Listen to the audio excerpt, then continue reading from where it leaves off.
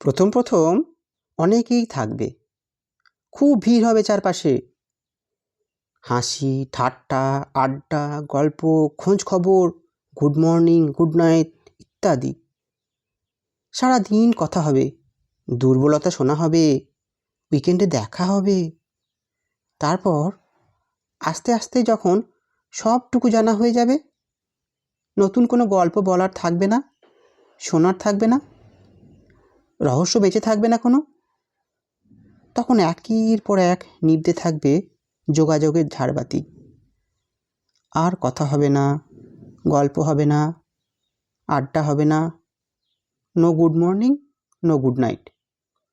মাস কেটে যাবে, তারপর বছর। চ্যাটবক্সে তাদের নামের পাশে সবুজ আলোটা আগের মতোই জ্বলবে, নিভবে। আমরা দেখব, তবু ওই জ্বলা আর নিভে যাওয়ার মধ্যিখানের সময়টার শরিক হতে যাব না। প্রথম প্রথম অনেকে থাকি, ধীরে ধীরে ভিড় ফাঁকা হয়, পড়ে থাকে হাতে গোনা কিছুজন, যারা আমাদের সমস্ত রহস্য উন্মোচনের পরেও সমান আগ্রহ নিয়ে পাশে থেকে যায়। গুড মর্নিং না পেলে দুশ্চিন্তা করে, গুড নাইট পেলে শান্তিতে ঘুমোয়।